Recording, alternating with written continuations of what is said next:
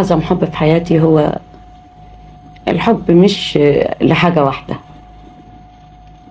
الحب للوالدين، الحب للعائلة، حلقة مفرغة، الحب للوطن، الحب للأصدقاء.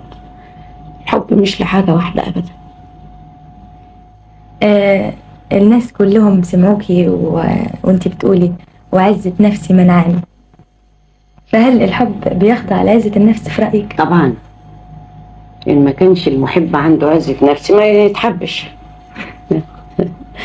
أي جمهور يرضيكي أكتر؟ الجمهور الصمت اللي بيسمع هو ساكت، ولا الجمهور المشتعل بالحماس؟ كل واحد بيعبر بطريقة. في واحد يسمع ويعبر بالصمت، وفي واحد يسمع ويعبر بالكلام وبالتصفيق. كل واحد حسب يعني مزاجه، وانا بحبهم هما الاثنين. يعني في رأيك الشعب أو الجمهور المستمع التونسي جمهور صامت ولا جمهور متحمس؟ انت اللي شفتيه بقى، انت اللي تقولي. أنا شفته كان بيقلع. طب خلاص. عايزين نعرف إيه علامات رضاكي وعلامات غضبك؟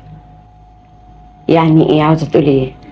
عايزة أقول لما بتبقي راضية بتتصرفي إزاي؟ لما بتبقي متضايقة بتتصرفي إزاي؟ ده الحاجات دي الناس هي اللي تقول عليها، لان الواحد لما بيبقى غضبان ما بيعرفش بيقول ايه، وايضا لما بيبقى فرحان ما بيعرفش بيعمل ايه.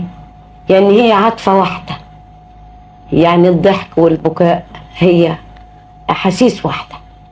اللي بيقدر يشوفها الغير، مش الشخص اللي بيكون في المشكله. حضرتك بتلاحظي على كلمات الأغنية قبل ما تغنيها إن في كلمة ما بتتغناش، ده معناه إن صورة الأغنية بتبقى في ذهنك قبل ما تتلحن؟ ما بتتغناش ازاي يعني؟ يعني زي ما بيقولوا في حادثة سادسة عن هتعرفي إن الكلمة دي مش هتقدري تغنيها أو ما تتلحنش أو ما تتقالش. بس يمكن ما كنتش فاهماها يعني. ده تواضع. اتعودتي إنك تقدمي في كل موسم ملحن جديد ومؤلف جديد. مين الجديد السنة دي؟ انا مش تعودت. اذا كان في ملحن جديد يبقى اهلا وسهلا.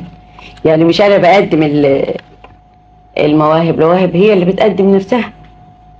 السنه دي في اظن مؤلف جديد من لبنان. اللي هو مين؟ يعني مش حاضرني اسمه بقى، يعني بكره تقري اسمه.